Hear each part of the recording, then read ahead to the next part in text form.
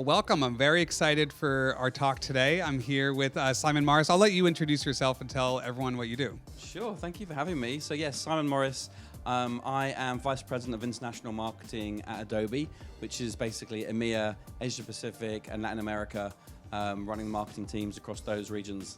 Yeah, and I'm very fortunate that we get to work together with your team, and I see that you have massive impact across Adobe and the work that you do. So yeah, it's great to work with so many different countries and cultures, and thinking about how the content shows up in a culturally relevant way. And obviously working with you guys has been great for the last year or so, right? Yes, yeah, no, it has been, and I've always am very impressed by how you approach thinking about cultural relevance and how that scales and localizes, and that'll be part of what we'll talk about today, I guess. Yeah, absolutely.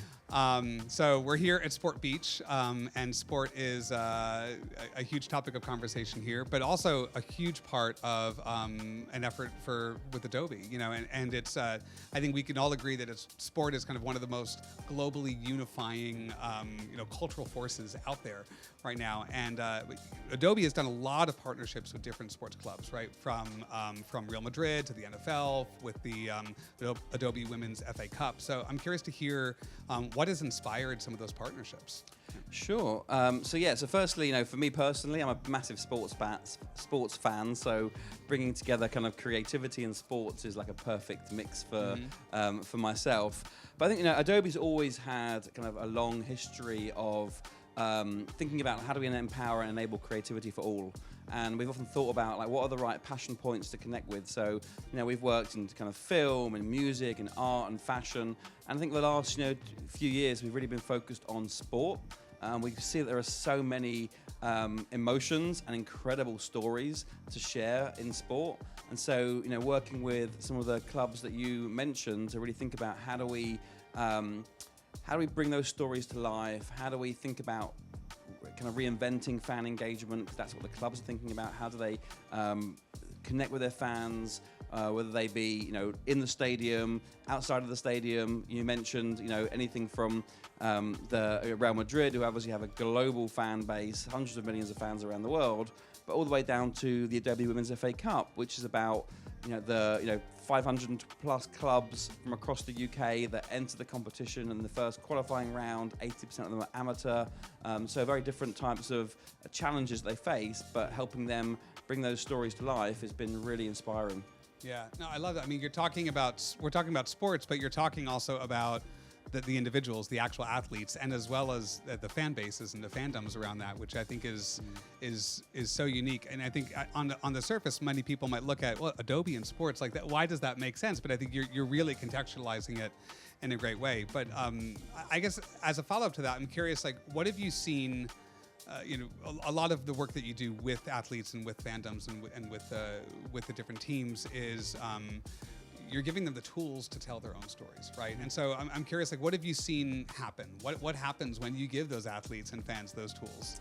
Yeah, I think that and it kind of varies depending on the type of club and the size of the organization. But we believe that by equipping whether it's the clubs or the fans or the players with the right tools to tell their stories, that's when the real magic happens. And I think that if I think about the Adobe Women's FA Cup, the more that we can bring to life some of the incredible stories right across the competition and get them out in front of more eyeballs, it's just going to inspire more girls and women into sport. So I think there's an appetite to use tools. When we surveyed the clubs that I mentioned in the Women's FA Cup, I think it was something like 78% of them said that they struggled with creating content. They didn't have either skills or time or budget. Really? And so we felt that we could help them by giving them Adobe Express, really quick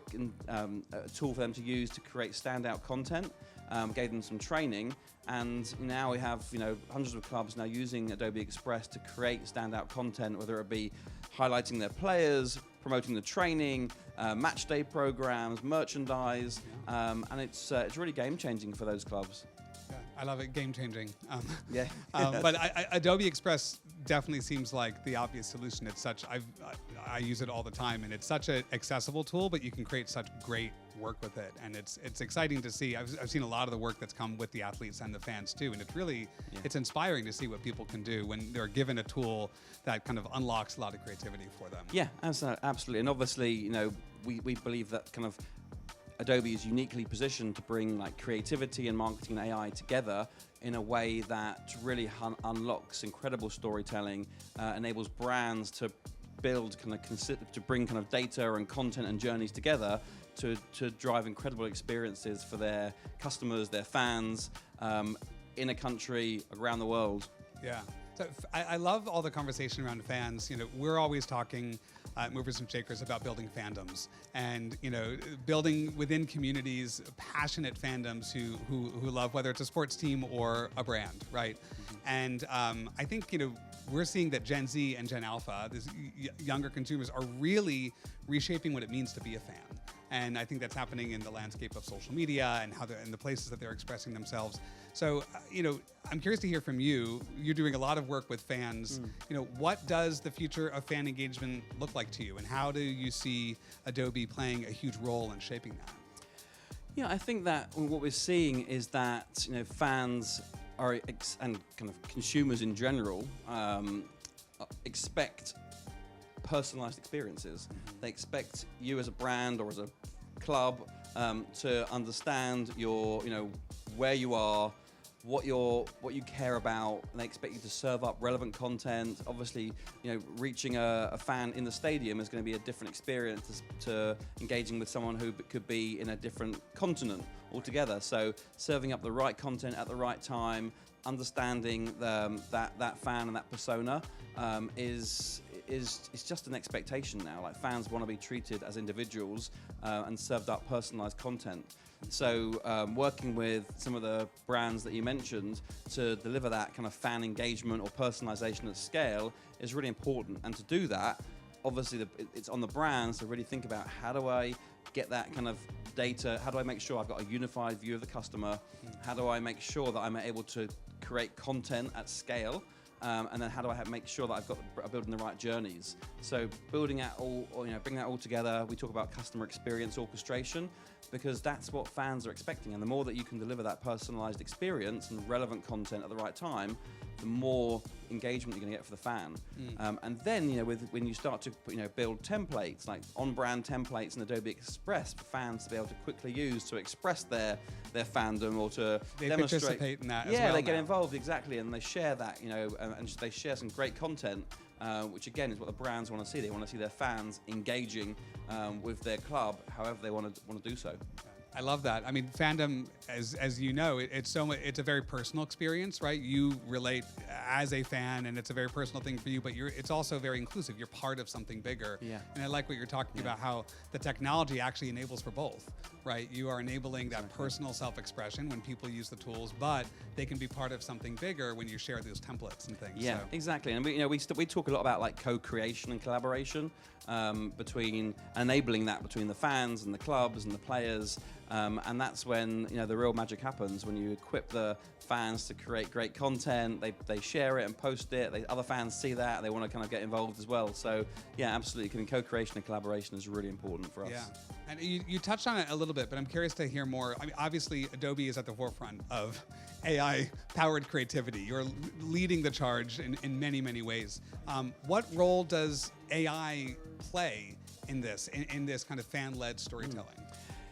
Yeah, well, Adobe, when we think about AI, you know, we think about like augmented intelligence, and it's really about like amplifying human creativity, not replacing it. So it's really about, you know, how do you empower people to use tools? How do you help them save the time, eliminating tedious tasks to enable them to create amazing emotional storytelling and content? So it's really about amplifying human creativity.